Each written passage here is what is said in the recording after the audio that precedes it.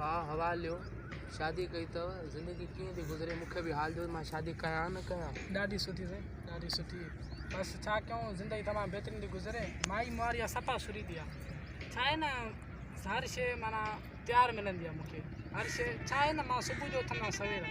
त बसि भाॼी मानी चांहि करे छो त मुंहिंजी सवेल असुल आहे कोठी मुंहिंजी आदत आहे मां सुबुह जो सवेल उथंदो आहियां भाॼी मानी करे तयारु करे वेही रहंदो आहियां बसि जीअं माई उथंदी आहे थोरी वीचारी आहे देरि सां उथंदी आहे मानी मानी खाईंदी आहे वरी हली वेंदो आहे कम ते मंझंदि जी मानी उहा हुते खाए मां मंझंदि जी मानी पचाए वञा उहा वीचारी खाए मानी वरी शाम जो अचो मोटी मां सवेल अचां बसि सन्हो थोरो हूंदो भाॼी त मां उते वधी वेंदो आहियां बसि 5 मिंट न लॻंदा आहिनि पचाइण में 5 मिंट पचाए तयारु करे वरी गॾु खाईंदा वेही वरी गॾु खाईंदा वरी सुबुह गॾु खाईंदा वेही वरी छा आहे न मुंहिंजो असुल को ॿी फितरत हूंदी आहे त मुंहिंजी जॻह हथ जा चांवर ॾाढा वणंदा आहिनि मुंहिंजी माई खे ॾाढा बहितरीनु पचाईंदो मां इन करे माई चवंदी आहे बसि मां पचाए वठंदो आहियां बसि 10 मिंट लॻंदा आहिनि पचाइण में चांवर में वरी गॾु वेही खाईंदा आहियूं छा आहे न बसि पाण में मोहबत आहे वॾी ॻाल्हि आहे ॿियो रहंदा आहिनि कपिड़ा 2 वॻा हूंदा आहिनि हिकु मुंहिंजो ॿी ॻाल्हि घर वारियूं शादी माना मायूं जेके हूंदियूं आहिनि न क़िस्मत वारे खे भली मिलंदियूं हा आहिनि साईं सफ़ा जो हीरोइन आहे सफ़ा हीरोइन हेरुनि साईं छा में आहे सफ़ा दिलि जी साफ़ आहे भली आहे माचमल आहे न उहा ड्रामनारी न आहे सफ़ा अखलाकी आहे छा आहे न वरी ॿियो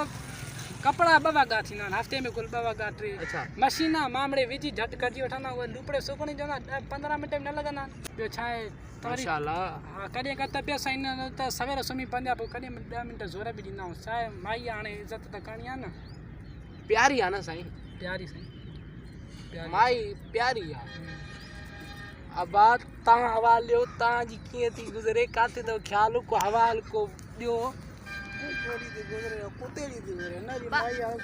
बाबा इन गांव में न पचो अल्लाह मना मां शादी न कया न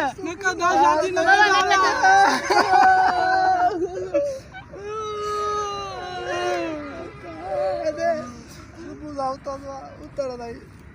अञा उथंदो न त पादर कई मथां वेठी न कजा शादी न कजा चाहे भी मां कसम थी नूरा भटारे जो शादी न कसम चाहे भी अब्बा मां का उतर दा मुझे बता वरो सुनो मस्त चाय करे पिया रहा था वरी ताव दुआ चाय वाला ताव मस्त दुआ था वरी सुबह दा खट्टू खणे अंदर रखा बस सजोरी घर जी गुआरी कबूकार बाहर भी लोड़े जाता भी घर में भी लोड़ा थी बस अला लट्टो कपड़ो घर जो मजन जी मानी वडो जुल्म शादी न कया कुरान न कर मामा तो भाग गई शादी न भाई तो भाग गई तो भागरे जदी हलो सॾु कंदी हूंदी भई ज़ोर बि ॾियणा उथो हलो बाबा